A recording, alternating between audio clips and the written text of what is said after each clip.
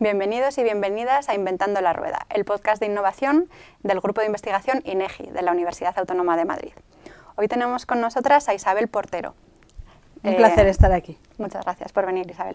Es doctora en medicina con una trayectoria profesional que abarca todos los ámbitos del sector de la salud, la biomedicina y la biotecnología, combinando experiencia clínica, académica, investigadora y de la industria. En el ámbito académico e investigador, Isabel ha trabajado en el ámbito médico hospitalario y ha sido profesora universitaria y coordinadora de investigación. En la industria farmacéutica y biotecnológica acumula también experiencia como directora médica y de desarrollo de nuevos productos en empresas farmacéuticas y biotecnológicas, incluyendo compañías como MSD, Hoffmann La Roche y Genetrix, entre otras. Y desde el ámbito del emprendimiento, Isabel ha sido fundadora en 2014 de Impulso Medical Sciences, empresa de consultoría médico-científica, y actualmente centra su actividad en BioHope, una startup fundada en 2015 y que hoy en día es una empresa de referencia en biotecnología aplicada a la medicina personalizada. ¿Podrías empezar contándonos un poquito de manera sencilla a qué os dedicáis en BioHope, cómo surge el proyecto y qué tipo de soluciones ofrecéis en base a qué tipo de tecnología? Sí, bueno, respondiendo primero a qué nos dedicamos, la empresa se dedica a hacer avanzar la medicina personalizada en un campo en particular, que es el campo de las enfermedades del sistema inmunológico y la inflamación crónica, que es una de las grandes epidemias de este siglo. La inflamación crónica está detrás de un montón de problemas, entre otros el cáncer, pero de muchos más, ¿no? Y lo cierto es que yo me di cuenta en su momento que la medicina del siglo XXI debe de vertebrar en la innovación sobre unos ejes diferentes a la medicina que yo estudié cuando estaba en la facultad, ¿no? Y la nueva medicina tiene dos grandes ejes que hay que abordar de forma muy clara. Uno es lo que tiene que ver con la aplicación de algoritmos de predicción, inteligencia artificial, al manejo de las enfermedades, pero el otro tiene que ver con seguir el viejo axioma de Hipócrates de que no hay enfermedades sino enfermos. Es decir, personalizar al máximo todas las intervenciones, todos los tratamientos, etcétera, para cada persona.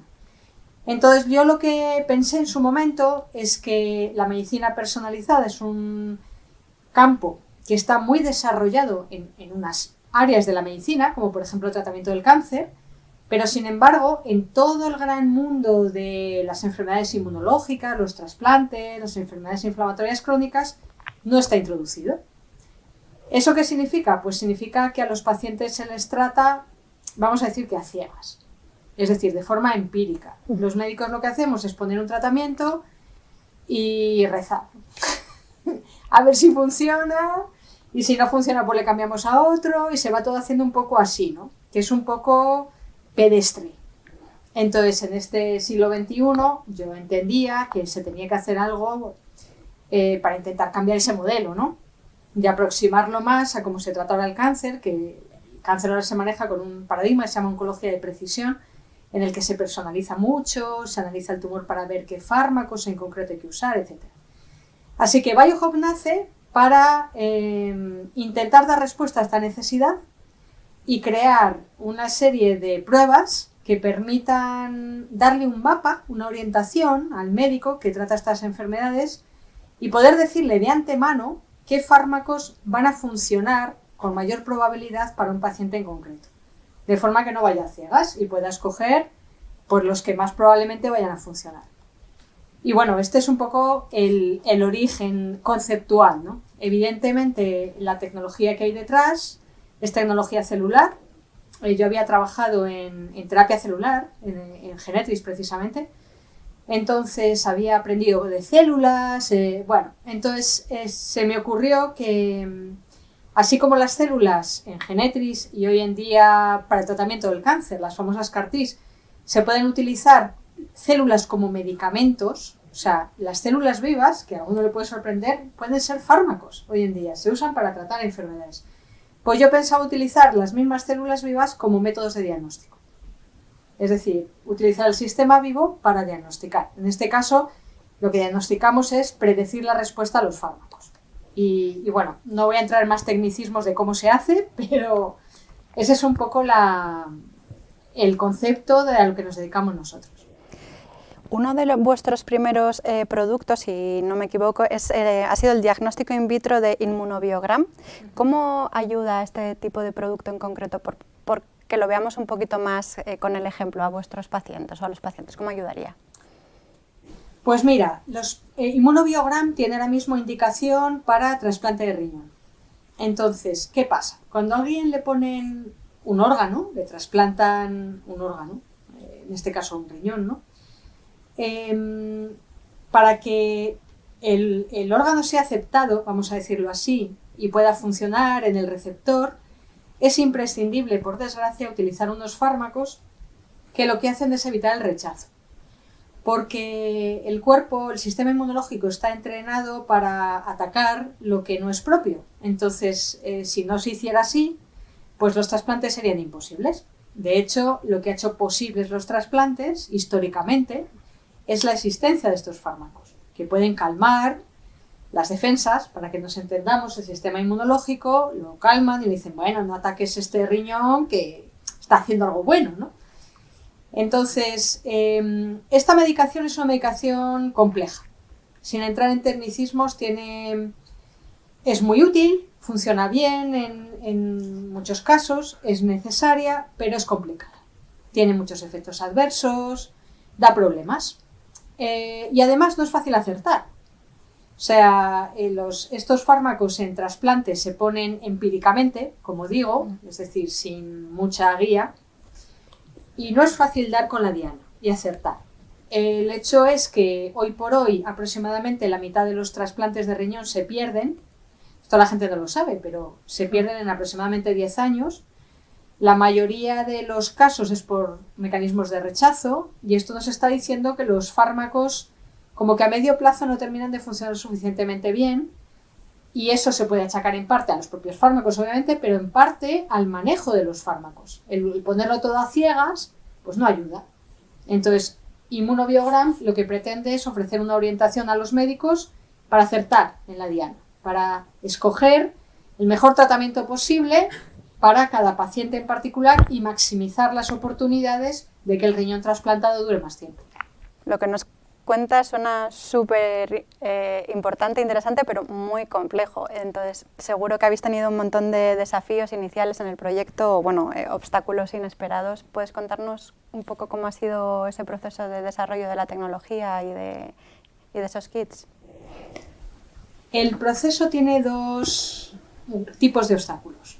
Por una parte están los obstáculos tecnológicos en sí, es decir, cómo sacar adelante, cómo desarrollar la tecnología, como bien dices, pero luego está el propio hecho del contexto en el que creas la tecnología y la desarrollas, que es una empresa de biotecnología, y que tiene sus propios obstáculos, aparte, ¿no? Entonces, a nivel tecnológico, claro que ha habido obstáculos que me podrían poner a enumerar aquí, pero no sé yo si este es el contexto para entrar en muchos temas científicos, ¿no? En fin, hay obstáculos desde cómo transportar las células de forma que continúen vivas hasta el laboratorio. Nosotros las cultivamos, encontrar un medio adecuado de cultivo, es decir, mantenerlas vivas mientras experimentamos con ellas, todo el sistema de liberación de fármacos, en fin, muchísimas cosas. No voy a entrar en más cuestiones técnicas, ¿vale? Pero eso tiene su dificultad y no es pequeña. Ahora, curiosamente, y yo que soy médico y no tenía experiencia, había trabajado en empresas, pero no tenía experiencia empresarial en el sentido personal de crear una empresa. Cuando decidí crear la empresa, tampoco sabía exactamente dónde me metía, como nos pasa a muchos emprendedores científicos, que somos científicos. Entonces, lo haces porque en aquel momento yo pensaba que era el único sistema o modelo o, digamos, contexto en el que podía trabajar con libertad y sacar adelante esta tecnología y llevarla en todo su desarrollo, porque una empresa lo que sí que te da es esa libertad. Pero no tenía ni idea de empresa. Entonces ni idea de ningún tipo. Fui a una aceleradora. Presenté el proyecto a una aceleradora aquí, cerca, en Alcobendas, al principio de todo de las aceleradoras. Sí. Bueno, el proyecto quedó muy bien cualificado, quedó el primero. Total, que nos dieron de premio 6 meses en un coworking y formación.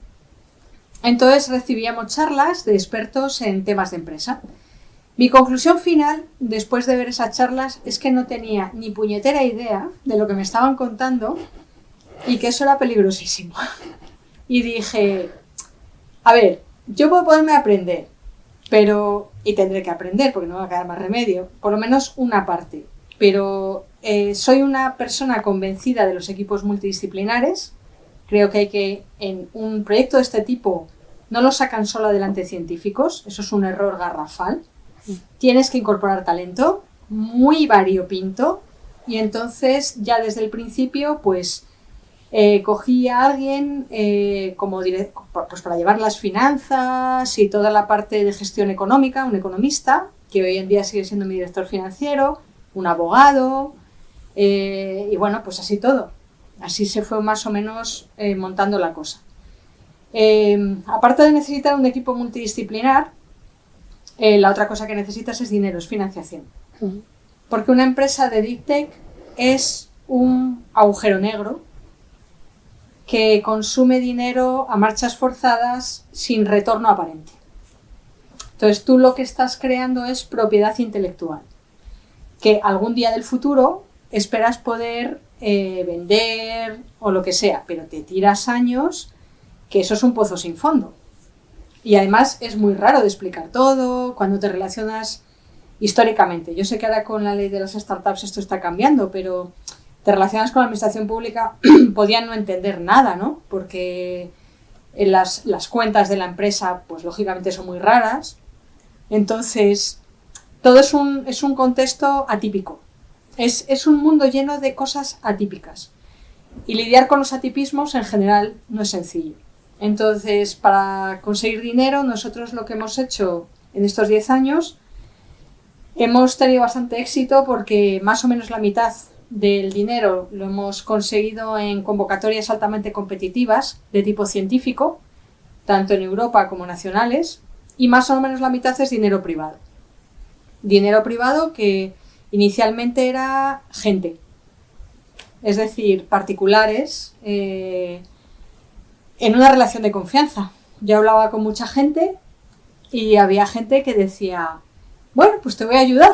Entonces iba haciendo sucesivas ampliaciones de capital y ahora ya últimamente ya tenemos inversión profesional. Es decir, pues una corporación, ahora estoy negociando con otra, más un fondo de capital riesgo. O sea, se está profesionalizando. Pero el principio era literalmente así. O sea, Friends and Fools, ¿no? Friends and Fools, sí, todo así. Y tú vas y cuentas, mira, yo quiero hacer esto. Y la parte buena es que lo que nosotros hacemos tiene un impacto social evidente. Es decir, yo soy médico. Eso es algo que es imborrable. O sea, recuerdo cuando terminé la carrera que hicimos el juramento hipocrático. Es algo que se te queda marcado para siempre. Entonces, mi máxima aspiración es poder ayudar a los pacientes. Bueno, y vivir dignamente. Es decir, que salga la empresa adelante, es obvio. Pero una cosa va de la mano con la otra. Si los pacientes salen beneficiados, nosotros podemos vivir dignamente. Y con ese espíritu es con el que yo creo que también pues, ha habido mucha gente a la cual le agradezco muchísimo su ayuda, que nos ha ido apoyando y además en momentos muy difíciles a lo largo de estos 10 años, ¿no? Y han puesto dinero en la medida de sus posibilidades para poder sacar este proyecto adelante. Tenía preguntas relacionadas precisamente con la financiación, de las estrategias que habéis seguido, etcétera, pero quizá has hablado de que poco a poco se ha ido profesionalizando. ¿Qué dificultades hay para entender esos largos tiempos de desarrollo que probablemente hay en el Deep Tech en general, pero en concreto en el ámbito de la medicina? Perdona, rebobino. Una de las cuestiones que a veces se ha dicho de diferencia entre el sector médico y otros ámbitos del Deep Tech es que en el médico existe un mercado, ¿no? Que no existe ese riesgo de mercado, pero entiendo que existen otros tipos de riesgo de mercado, también vinculados a las dificultades de acceso a la financiación. ¿Qué otros riesgos? No sé si me he explicado. Sí, te has explicado. Y además es así.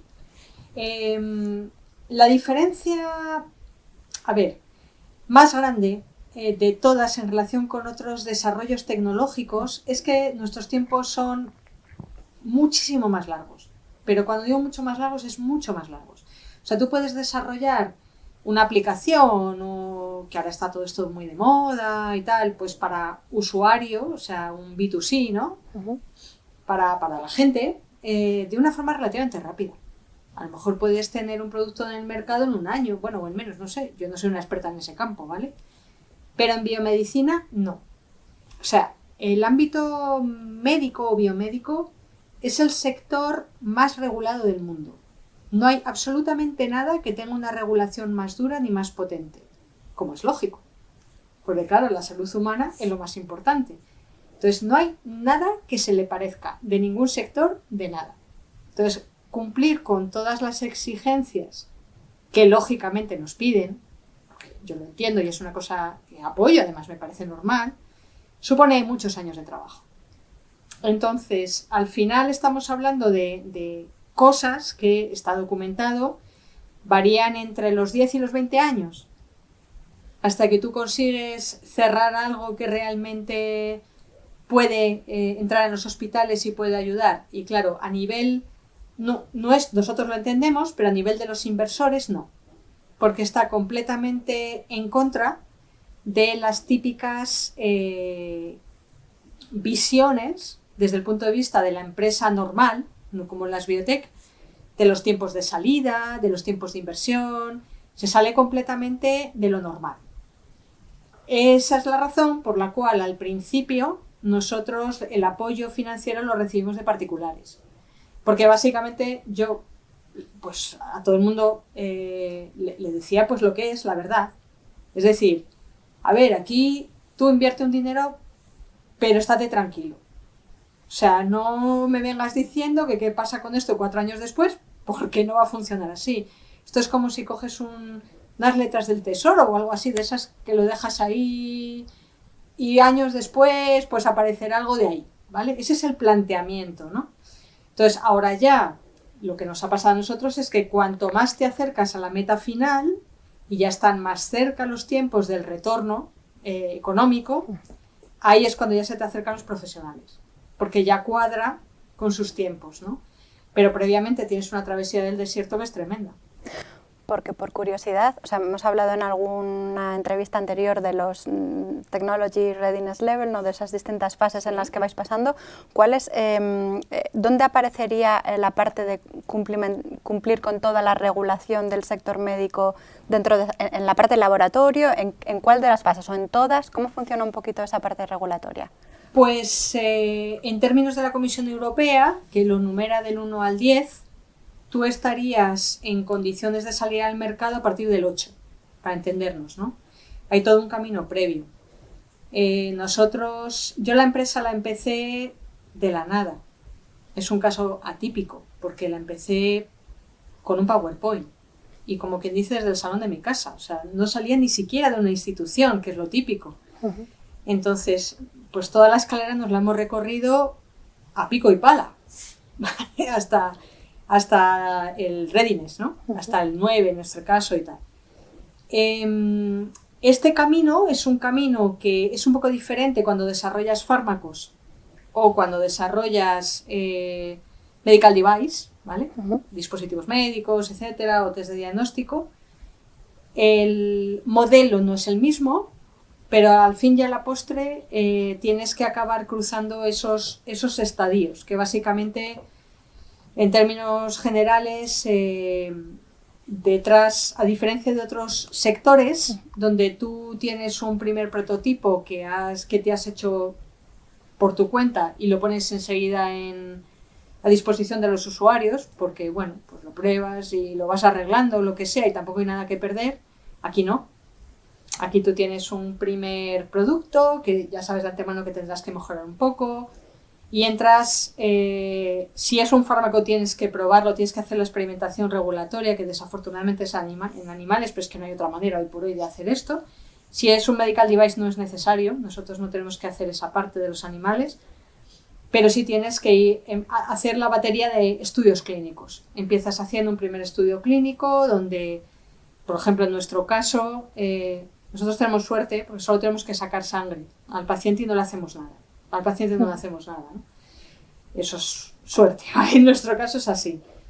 Pero claro, nosotros hacemos nuestra ingeniería, pero no dejamos que nadie tome decisiones, se evalúa, es un estudio de prueba de concepto, detrás de eso tienes que hacer un estudio que se llama Clinical Performance, que incluye 2 brazos, bueno, una historia, tienes que validar la tecnología y eso supone, en total, en estudios clínicos puedes estar hablando tranquilamente de 5 o 6 años, tranquilamente, hasta que tú tienes todas las garantías desde el punto de vista regulatorio para que a nivel regulatorio en Europa, ¿vale?, se admita que puedas ofrecer este test a los pacientes.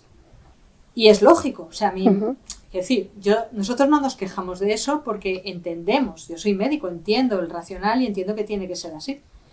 Lo que sucede es, pues eso, atravesar todo ese, bueno, todo ese camino. Has comentado que tú empezaste con un PowerPoint y que no salías de una institución detrás. ¿Cuál ha sido el rol de la colaboración público-privada y también el rol de las universidades o del Parque Científico de Madrid en todo este proceso, en todo este camino? Bueno, el rol ha sido muy importante. Es decir, yo oí de esto, como digo, literalmente desde el salón de mi casa, ¿vale? Pero es cierto que, hombre, una empresa de biomedicina necesita un lugar donde alojarse, necesita un montón de recursos. Hay cosas que las puedes hacer en un garaje, pero esto no, ¿vale? Entonces, el rol es muy importante inicialmente para incubar. Necesitas laboratorios, entonces necesitas un sitio con laboratorios. Y nosotros inicialmente estuvimos en el antiguo Parque Científico, que está en Tres Cantos, y ya estamos ahora aquí, en el Parque Científico de Madrid.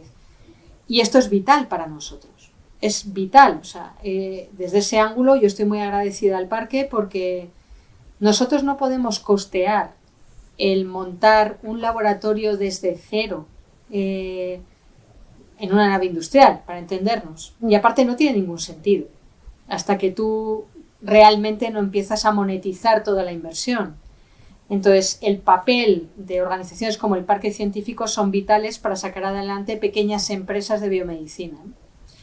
Eso es un poco lo que yo diría por un lado, ¿no? Por otro lado, nosotros hemos tenido colaboraciones con instituciones científicas públicas y con hospitales, y fundamentalmente con hospitales y sus fundaciones de investigación, a los cuales les debemos también mucho, porque sin ellos es imposible desarrollar nada en biomedicina. No se puede hacer. Y con ellos tenemos muy buena relación y hemos podido sacar adelante inmunobiograma, ¿no? Y los que vienen detrás. Así que estamos muy contentos con esa buena relación y con esa colaboración con los hospitales. Has hablado de también futuros nuevos desarrollos en otros productos que quizá luego nos puedes contar un poquito cuáles son. En cuanto a la comercialización, la llegada al mercado, la escalabilidad, ¿qué retos se plantean los productos que desarrolláis o el mundo biomédico en ese sentido? ¿Y cómo es la competencia con otros países punteros en biomedicina? Muy bien. Bueno, pues este es un punto muy importante, porque en realidad el mundo biomédico es global. Hay otros sectores que pueden ser más locales, más regionales, pero la biomedicina es global claramente. Entonces, cuando tú haces un proyecto de este tipo, la voluntad, o sea, lo que pretendes es introducir la innovación en las grandes regiones del mundo. O sea, nosotros tenemos intención, inmunobiograma, de introducirlo en varios países de Europa, claro, estamos en ello, de hecho.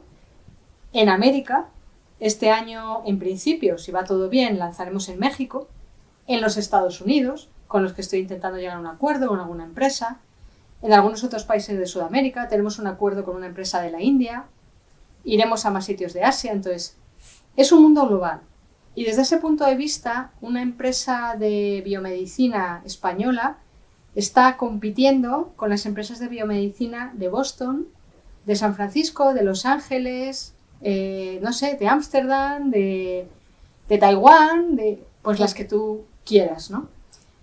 Ese contexto es un contexto duro, no es un contexto fácil, y desde ese punto de vista tenemos cosas buenas y malas. Es decir, España como país, ¿qué cosa buena tiene desde mi punto de vista para competir a nivel global, a nivel mundial? El talento. O sea, yo creo que este es un país donde hay un enorme talento, y la formación de los profesionales en las ramas científicas, en las ramas, a lo mejor no de ciencias puras, pero por ejemplo economía, como vosotros, es excelente. O sea, realmente aquí hay mucha capacidad humana para sacar adelante proyectos punteros de gran innovación, ¿no? Eso es la parte positiva. La parte negativa es que el país en sí no está muy acostumbrado como ecosistema a estas cosas. Todavía sigue resultando raro. Entonces, el que resulte raro es perjudicial, porque te resulta más difícil, en comparación con otras regiones, por ejemplo, acceder a financiación privada. Es muchísimo más difícil conseguir una inversión potente en España que conseguirla en Suiza, o que te den dinero si la empresa es holandesa, o si es alemana, o si está en San Francisco. O sea, hay regiones que son un plus y hay regiones que son un minus. Y nosotros estamos en los de la cola. Desafortunadamente, como país no se nos percibe así, ¿no? Te tienen que conocer, y en el momento que te conocen esas barreras las puedes superar, obviamente, porque hay proyectos muy buenos en España y empresas de biomedicina que han recibido muy buena financiación. O sea, se puede hacer, pero el esfuerzo que tienes que invertir es bastante mayor que el que puede invertir alguien en los Estados Unidos, por poner una diferencia, o una de las regiones donde las diferencias, por lo menos hasta ahora, han sido enormes, ¿no? Por contra, el acceso a fondos públicos, por ejemplo, es bueno en Europa, no es malo. Son difíciles de conseguir, el ratio de éxito es bajo, o sea, no es una cosa sencilla, pero es verdad que lo puedes hacer, y si llegas, las oportunidades que te abre son muchísimas. Y yo estoy muy agradecida a la Comisión Europea por todo el apoyo que hemos recibido, que ha sido grande. Y de hecho en la empresa todos los correos acaban en EU, de European Union, en honor a una subvención que nos dieron al comienzo de la compañía y que nos cambió la vida, para bien. ¿Qué diferencia hay entre recibir fondos públicos europeos o de España frente a la financiación privada, en términos de escalabilidad de la empresa, de futuro, de incluso funcionamiento interno? ¿Qué diferencias resaltarías? Pues son cosas completamente distintas y complementarias. Yo creo que una empresa de Deep Tech es bueno que tenga las dos partes. O sea, no son sustituibles. La financiación pública financia sobre todo tecnología. Y la tecnología, al menos en Europa, es poco menos que imposible conseguir financiación privada para ello. Me refiero a profesional, es decir, gente que te apoya a nivel personal, sí, pero a nivel profesional, no. ¿Por qué? Por el riesgo tecnológico. O sea, el riesgo tecnológico es particularmente grande en biomedicina, más que en otras áreas, con diferencia. Hay muchas cosas que pueden salir mal, muchísimas. Entonces, nadie quiere correr esos riesgos. Además, en Europa los inversores profesionales, tengo que decir que son muy conservadores. Yo es mi experiencia la que estoy teniendo, son muy conservadores, mucho más que en otras regiones. Entonces, hasta que no ven que tú ya has superado todos los riesgos tecnológicos y no sé qué, no se animan a invertir. Claro, ¿y cómo financias el desarrollo tecnológico y toda la escalabilidad que hablábamos antes? Pues eso nosotros lo hemos hecho con fondos públicos. Y es básicamente el gran mecanismo que creo que existe y en Europa existe para poder hacer esta parte, ¿no? La financiación privada lo que te aporta es lo que necesitas para acometer toda la parte comercial, pero a nivel interno es muy importante porque te dota de gobernanza. Es decir, ayuda nuevamente a profesionalizar la gestión de la empresa como tal. Porque una empresa de biomedicina nace como un grupo de universitarios que se sientan con una idea más o menos loca. Bueno, una idea buena, ¿vale? Si es loca, no sale adelante. Y es todo muy, ¿cómo lo diría? Es muy flower power, ¿no? Es todo muy así, pero tienes que convertir ese embrioncito, en una empresa. Además, con gente que no sabe de empresa. Entonces, es un camino que es difícil, es bastante duro, ¿eh? Se pasa por bastantes crisis. Es típico que no termines con el mismo equipo que empiezas. Y en ese camino, la inversión profesional, que suele venir de gente como vosotros, que sabe de economía, que sabe de empresa, suele dotar de conocimiento, de racionalidad empresarial, de estructura. O sea, es bueno.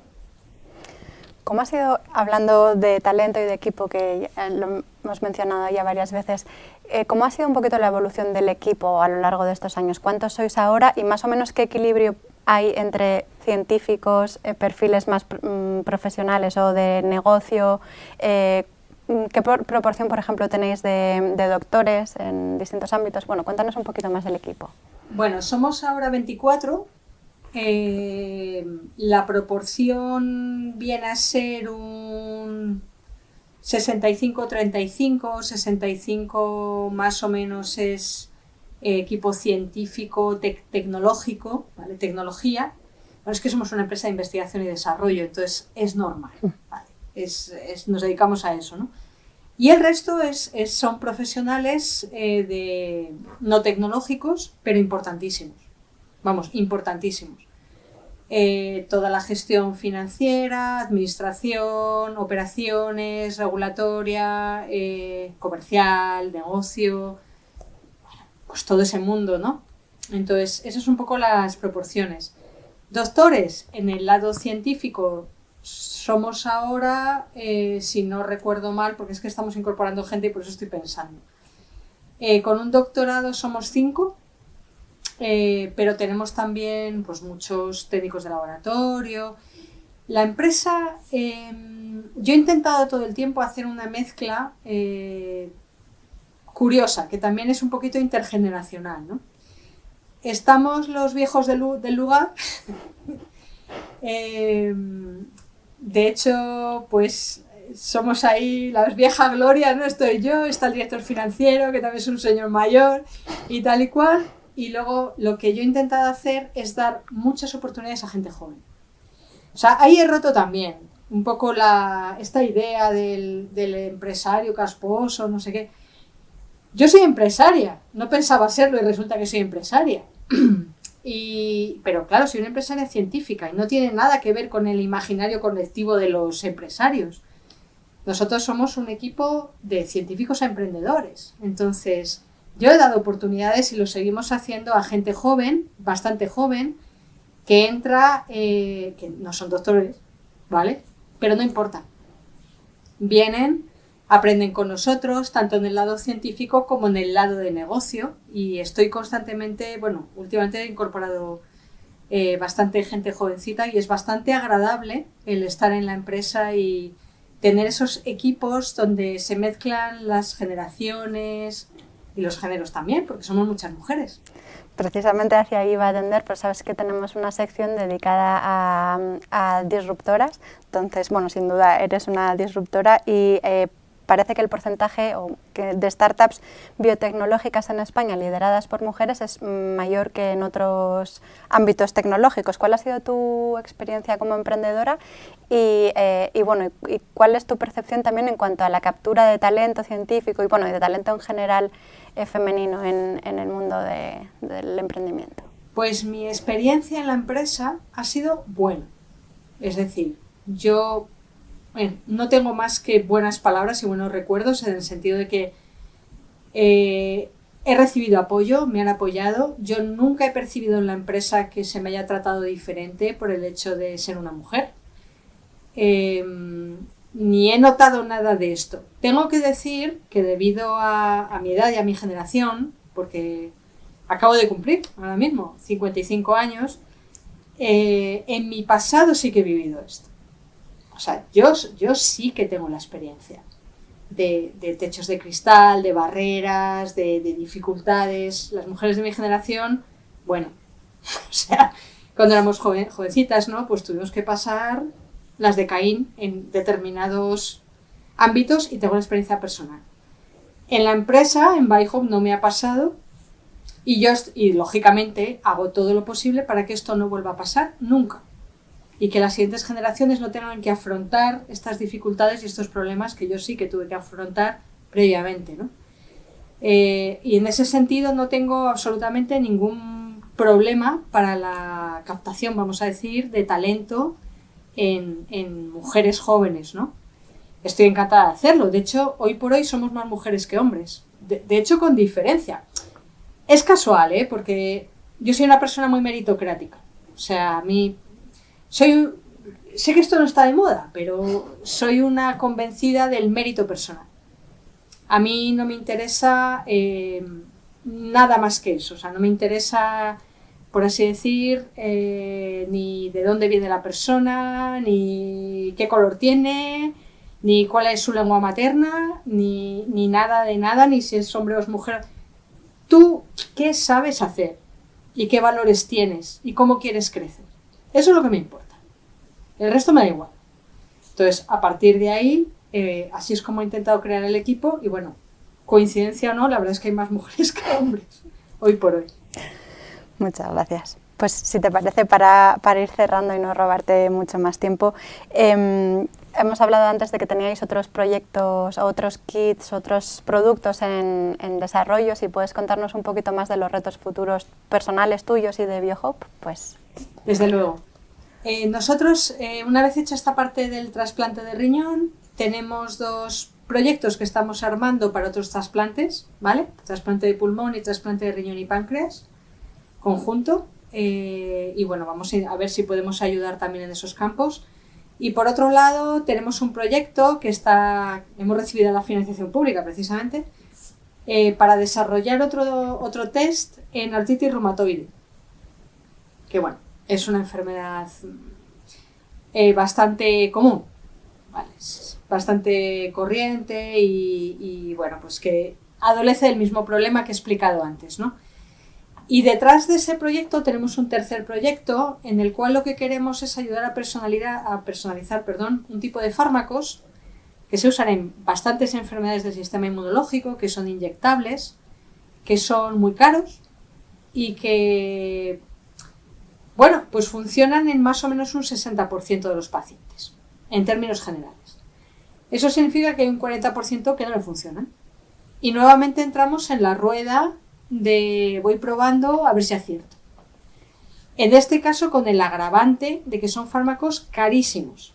O sea, más o menos 1/3 del presupuesto de un hospital en medicinas, ¿no? En el mundo desarrollado, pues se suele ir a pagar este tipo de fármacos. O sea, os podéis hacer una idea de lo que es, de la dimensión, ¿no?, del problema.